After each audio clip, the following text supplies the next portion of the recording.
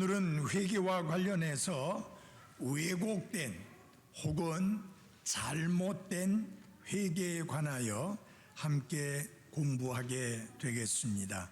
무슨 말이냐면은 구원과 관련해서 우리가 회개가 필수적이다. 하나님을 향한 회개와 우리 주 예수 그리스도를 향한 믿음이 반드시 구원에 있어서 필요한데 회개가 아닌 것을 회개로 오해하는 경우들이 있습니다. 그 첫 번째 하나가 뭐냐면 자기 개혁 혹은 우리가 흔히 말할 때 개과천선했다라는 말을 쓰듯이 자기를 개선하는 이런 것이 회개가 아니다. 물론 어떤 사람이 마음을 고쳐먹고 어떤 나쁜 습관들을 버릴 수 있고요. 그 다음에 좋은 습관들을 익히면서 그 좋은 습관들을 시작할 수도 있습니다. 그러나 그리스도를 향한 믿음이 없는 이와 같은 회개는 성경이 말씀하는 구원에 이르는 회개가 아니라 개인적인 개혁에 불과하다라고 하는 것입니다. 그래서 회개가 구원받는 데 있어서 절대적으로 필요하듯이 그리스도를 믿는 믿음에 있어서 단순히 지식적으로만 머리로 끄떡거리는 것이 진정한 믿음이 아닌 것처럼 자기 개혁이라고 하는 것은 성경이 가르치고 있는 진정한 회개가 아니다. 성령 하나님이 역사하셔서 성령의 역사로 중생 다시 태어나는 일이 있어야만 그것이 진정한 회개이지, 자기가 스스로 어떤 행동을 고치고 새로운 습관을 익히고 좋은 습관을 익히는 것은 진정한 성경적인 회개가 아니다 하는 것입니다. 그래서 어떤 사람이 이제 마음을 고쳐먹고 이제 바로 살아야지 그렇게 해서 구원을 받으려고 한다면 그것은 무엇이냐?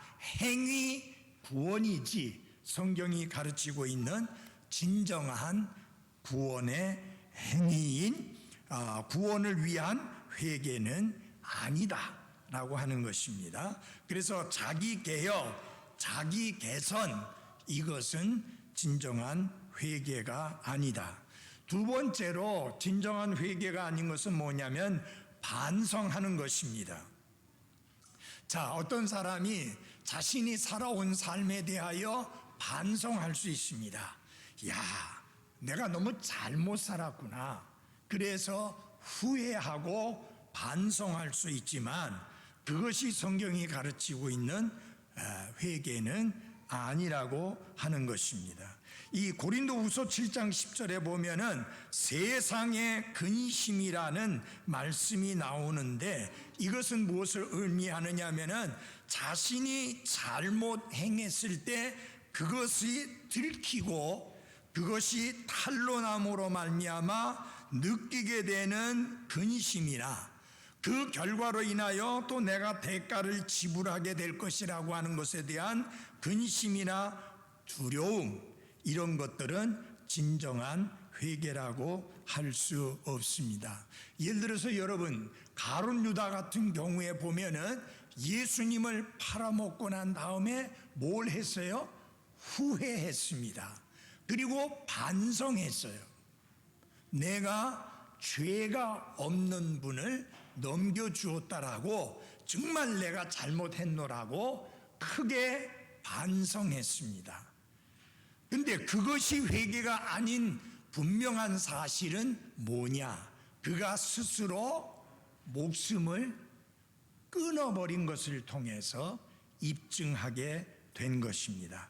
그래서 정말 성경적인 회개에는 때로는 눈물을 보일 수도 있고 정말 자신과 같이 더럽고 초한 죄인을 용서하시고 구원하시고 받아주신다는 그 하나님의 사랑과 은혜를 생각해 볼 때 정말 통곡을 하며 너무너무 감사하고 기뻐하는 반응을 보일 수도 있는가 하면, 회개한다고 해서 모든 사람이 전부 다 눈물을 흘리고 통곡을 하는 것은 아닙니다. 제가 오래전에 한 분에게 복음을 전했습니다. 그분은 교회를 오래 다닌 사람이었는데 정말 그 행위에 의한 구원에 전폭적으로 의지하고 있던 부인이었는데, 제가 복음을 자세히 설명을 해주니까 펑펑 우는 거예요. 그런데 예수 그리스도의 은혜의 구원의 복음을 받아들이지 않는 거예요. 어떻게 내가 그래도 뭔가를 해야지, 어떻게 그렇게 공짜로 그 큰 구원을 얻을 수 있느냐 하면서 눈물은 많이 쏟았는데 성경적인 참된 회개는 아니었던 것입니다. 세 번째로는 뭐냐? 막연한 믿음입니다. 자, 회개가 불신의 상태에서 단순히 믿음으로 넘어가는 것이 회개다라고 그렇게 이야기하는데, 그것은 크게 잘못된 것이 뭐냐면은 회개라고 하는 개념 속에 무엇을 빠뜨린 것이냐? 죄들의 문제에 관한 것들을 빠뜨린 것입니다.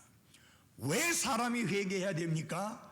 죄인이고 그들이 하나님 앞에서 죄를 지었기 때문입니다.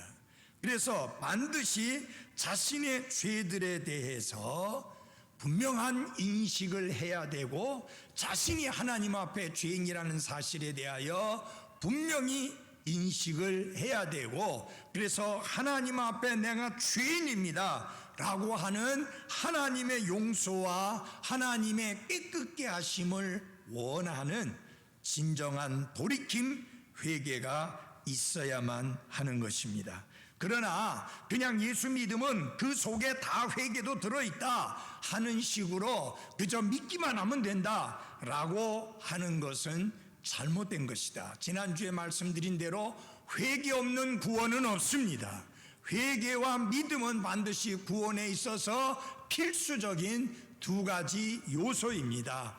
회개 없는 믿음이 있을 수 없고, 또 참된 믿음을 가졌는데 그 믿음 속에 회개가 없다? 있을 수 없습니다. 참된 구원에는 반드시 회개와 믿음이 동반해야 된다고 하는 사실입니다. 그래서 의와 절제와 다가올 심판 등 정말 이 죄가 가져오게 될 끔찍한 결과에 대해서 엄중하게 경고해야 될 뿐만 아니라, 그가 하나님 앞에서 죄인이라는 것과 스스로 자신을 구원할 수 없는 무력한 죄인이라는 것을 깨닫고 하나님의 긍휼과 용서를 구하는 하나님을 향한 참된 회개가 있어야만 하는 것입니다.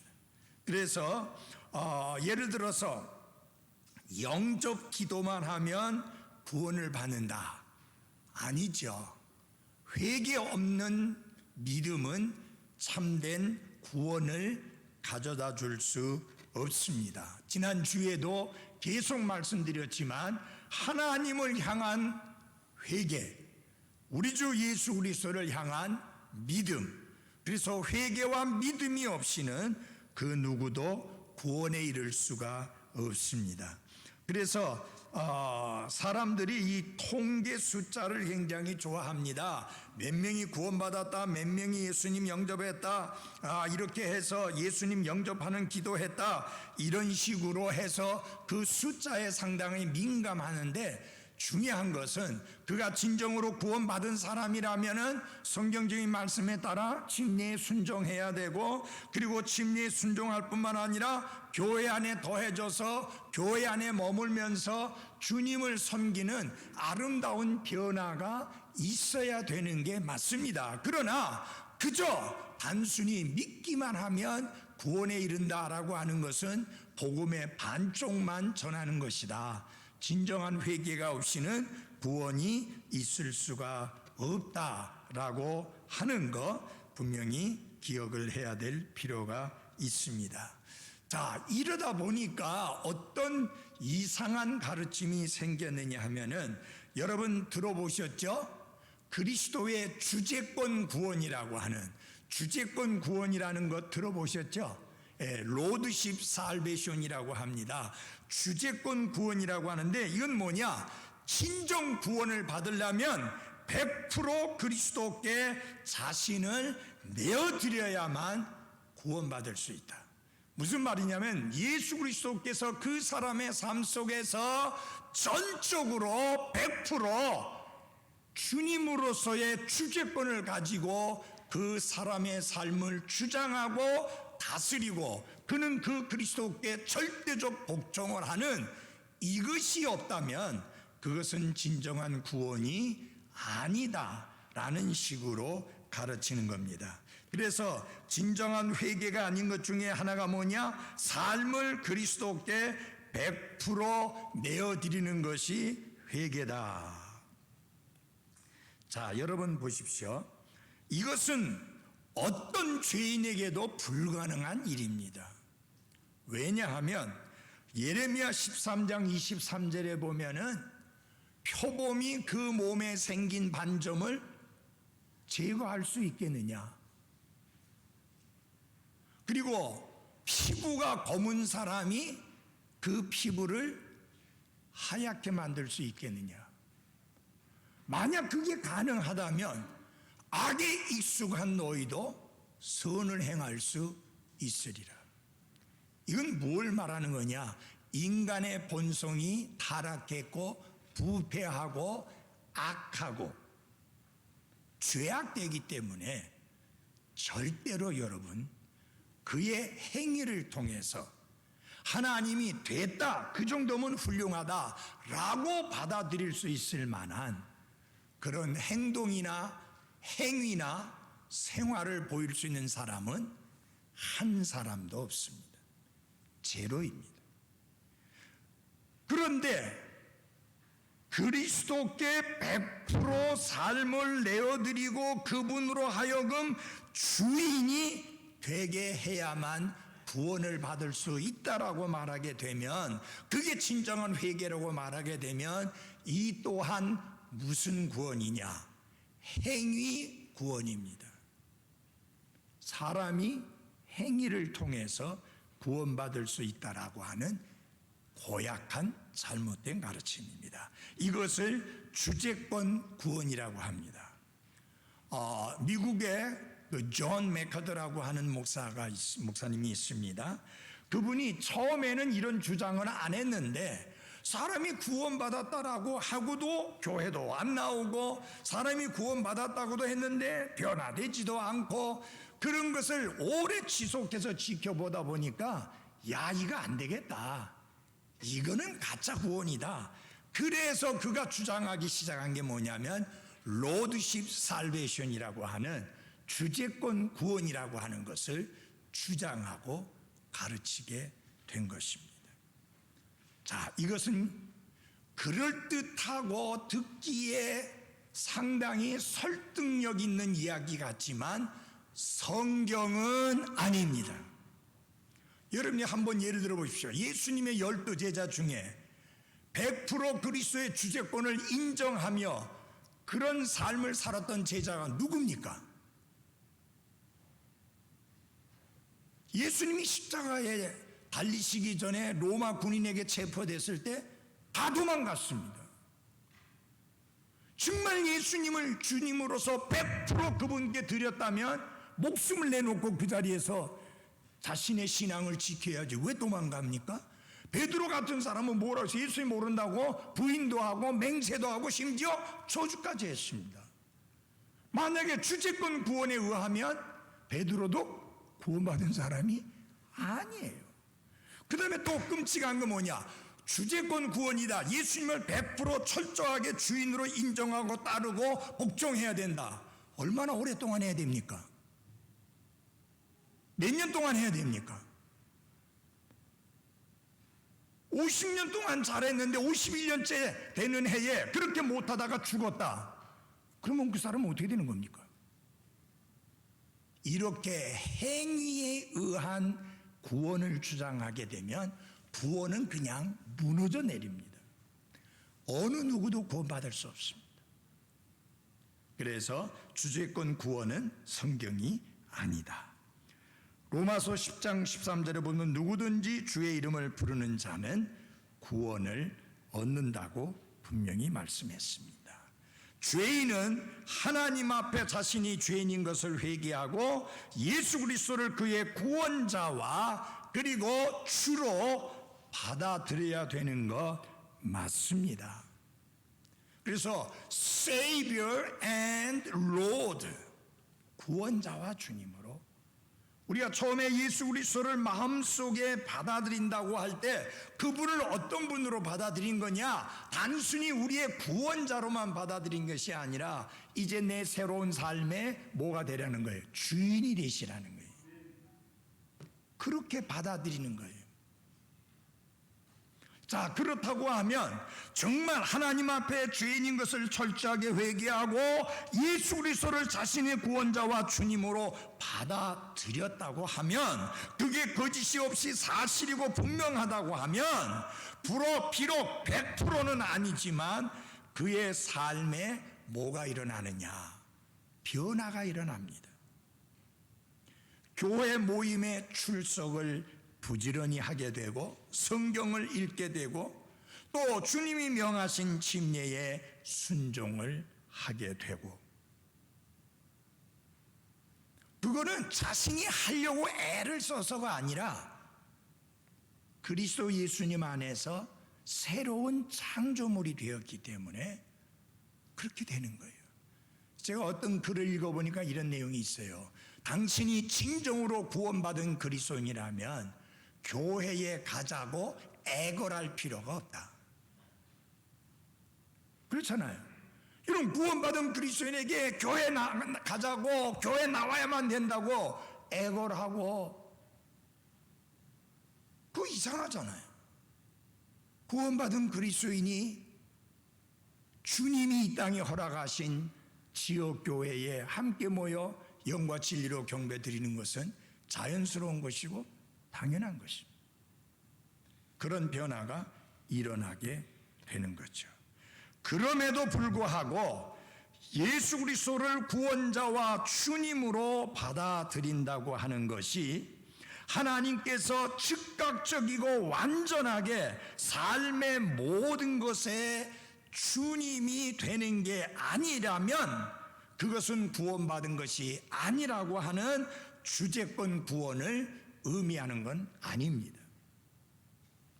자, 그렇게 되면 문제가 생깁니다. 구원받자마자 완벽하게 되는 건데, 그러면은 베드로전서 2장 2절에 보면 어떤 말씀이 있느냐 하면은 성장에 관하여 권면하는 말씀이 있습니다. 그러니까 여러분, 이건 주제권 구원은 뭐가 되느냐 하면은 태어나면서 바로 완벽한 어른으로 태어나는 걸 말하는 거예요. 있을 수 없잖아요.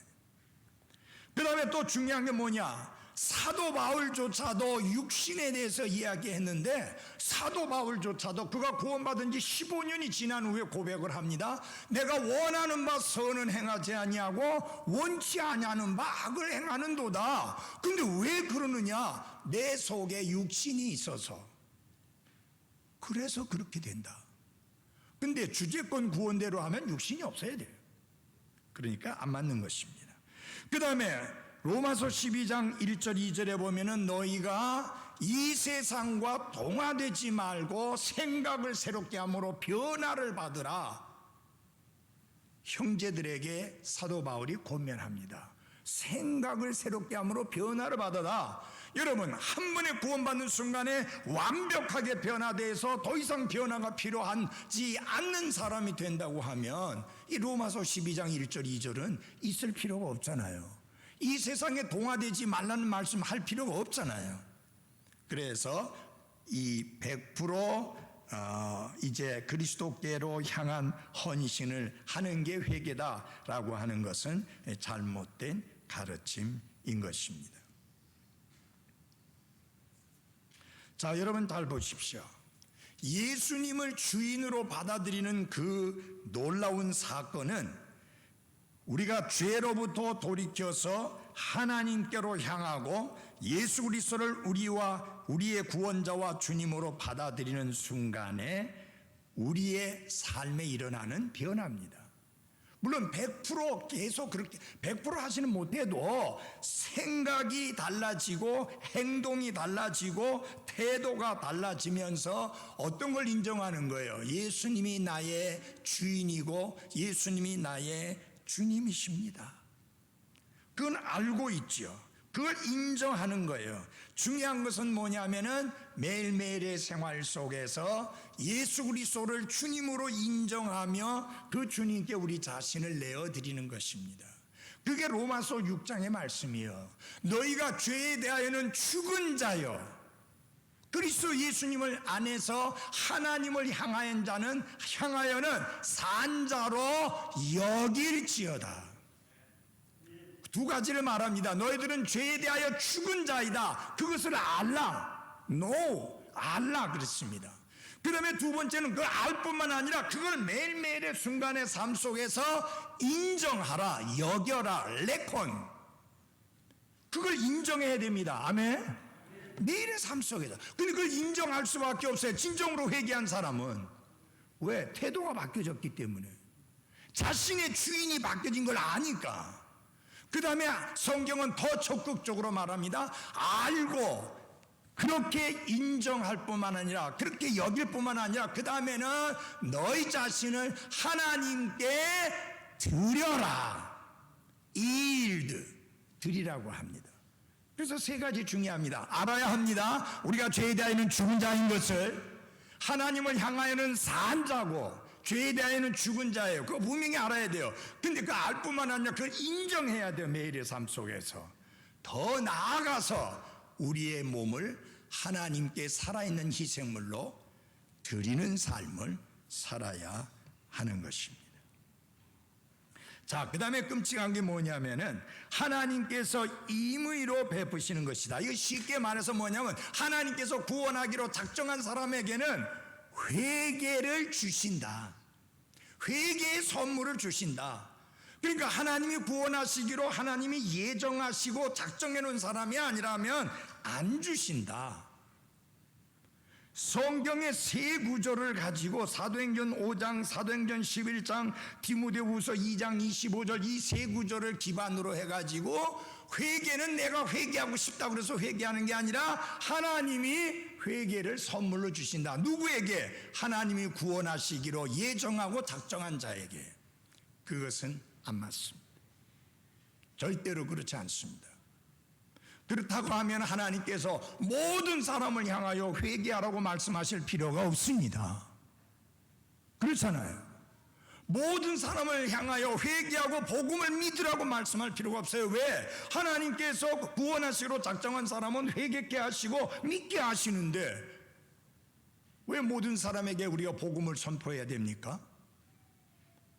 이 칼빈이 가르친 예정론이 얼마나 많은 사람들을 지옥으로 보냈는지 모릅니다.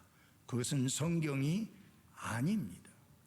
하나님은 모든 사람이 회개하게 이르기를 원하십니다. 거기 앞에 조건 없어요. 여기 이방인에게도 회개의 생명에 이르는 회개를 주셨도다 라는 그 의미는 뭐냐면 이방인들도 복음을 듣고 회개하고 구원받을 수 있게 하셨다 그 말이지, 가만히 있는데 하나님이 작정했기 때문에 예정했기 때문에 회개케 하신다 그 말이 아닙니다. 그래서 이런 것들은 잘못된 가르침이다. 그래서 회개가 아닌 것에 대해서 오늘 함께 생각을 해봤습니다. 잘 이해하셨습니까? 네. 잠깐 쉬었다가 11시 우리 경배 시간 함께 하겠습니다.